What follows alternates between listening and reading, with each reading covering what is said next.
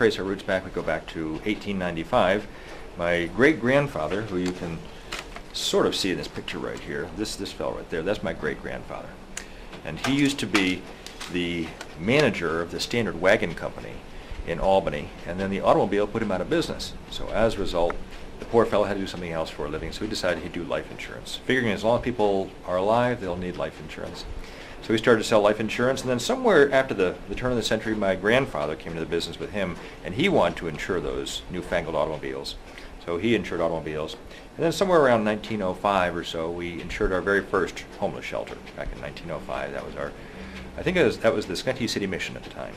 And then my grandfather served on their board of directors for 40 years.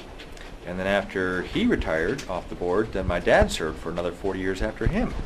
And after my dad retired, then I served on the board. How far back can we trace the principle of insurance? Well, before the industry of insurance, there was the principle of suretyship, which is closely aligned to insurance. Suretyship is the principle of somebody standing in the stead of another. And the one who's standing in the stead has the capacity to stand for the other. Such as if you wanted to do a municipal job and you didn't have a huge amount of money, the municipality would require that you have a bond. A bond is a form of suretyship.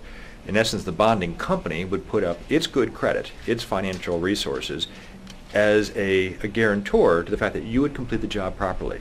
If you didn't do the job properly, then they would pay out what's called the penalty, and that's called a suretyship.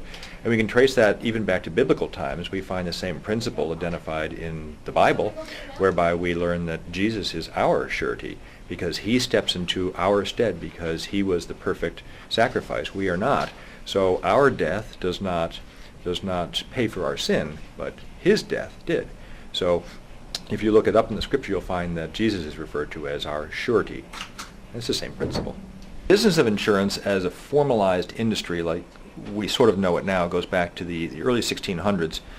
Britain had a problem that they had congregated in wooden buildings in downtown London, for the most part, and whenever there were fires, they would wipe out entire blocks, and there'd be massive amounts of damage. So a very enterprising dentist created a system whereby he would come to you before the fire and he'd say, if you would like, we will put a plate on your building called a fire mark, and if your building catches fire, then we will rebuild it for you for free. Now you just pay us a small fee every year, and we'll take care of that arrangement for you. He then figured if he could then actually prevent the fire from happening, he could then reduce the amount of cost that he had to incur in order to rebuild those buildings. So he invented his own fire brigades. And what would happen is when the fire bell went off, saying that a certain part of London was on fire, he would then take his group, his fire brigade out, and if they found the fire mark in your building, they'd put the fire out. Otherwise, they'd just watch it burn. How did I personally get involved in doing missions? Again, when my dad retired, he impressed upon me that there were certain programs that were more important than others, and he always impressed upon me the importance of ministry. So I've always had my heart with the homeless shelters and the gospel rescue missions. I think the first time that I really started to have a strong interest in making it into a program instead of just writing a mission here or there was after 9/11. There was a problem with getting insurance in downtown Manhattan, and the oldest homeless shelter in the United States is in downtown Manhattan. So after 9/11, the New York City Rescue Mission lost their insurance company and they lost their insurance broker. So they were without any insurance. And so the executive director called the executive director of another client of ours who runs a homeless shelter and asked what to do. And that man directed him to us. And I was able to go back to the insurance company and ask them to underwrite that particular mission, and they said no because of its proximity to Ground Zero. And I reminded them that they insured other homeless shelters and that these people all talk to one another, and that it would really be best if they did try to really help this mission. And recognized that there was sort of a veiled threat in that. They came back and not only underwrote the mission, but they gave us a very fine price for the value that we were able to obtain. And the executive director was very pleased with that. Soon thereafter, there was another mission that had a similar problem down in New Jersey. They had had a very bad loss, and the insurance company canceled them also, which insurance companies tend to do if there are bad losses. And they approached me because they were friends with the other homeless shelter's executive director, and was directed to call Brian Merriam, and I was blessed to be able to call the insurance company underwriter and have a similar discussion and ask them if they would accommodate it, and they said they would not. I reminded them of the other missions that we wrote with that insurance company, and they then changed their tune, and they came back and not only gave a binder for us, but they came in at a lower premium than the mission had been paying before. So in that situation, then we had a couple really good success stories, and so at that point in time I tried to elevate the idea of going to the association itself and saying, if we could have this kind of success with just a couple missions, think of how much more success we might have if we were to approach the entire association as a whole. The endorsement came about. Well, we recognized that if we could band together the various homeless shelters and approach an insurance company predominantly, that they would be inclined to give us better pricing, better coverage, and more liberal underwriting. And that's really important with homeless shelters, because a lot of homeless shelters have nuances that make them difficult to underwrite. We're working with one homeless shelter right now that has a lumber mill. Most insurance companies are not thrilled with the idea of people working around power equipment, especially if the people who are doing the work may themselves have come from somewhat difficult backgrounds. So by approaching an insurance company with as many missions as possible, it allows us to have the benefit of that clout. Not only do we have the expertise to understand the underwriting that's involved, but we're working with the same underwriter who has worked now with a great many homeless shelters, and he has a much better understanding of what's involved, where the pros and the cons may be for any particular part of a ministry.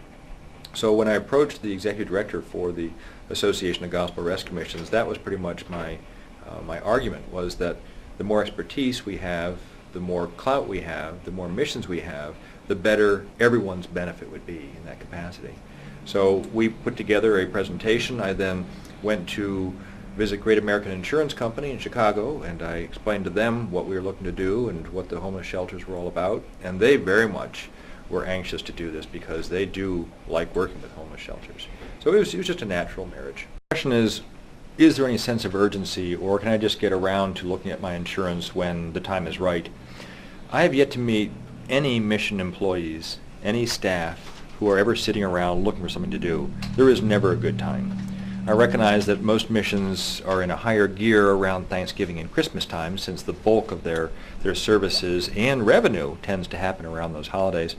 But I think that the greater concern is, when is the loss going to happen?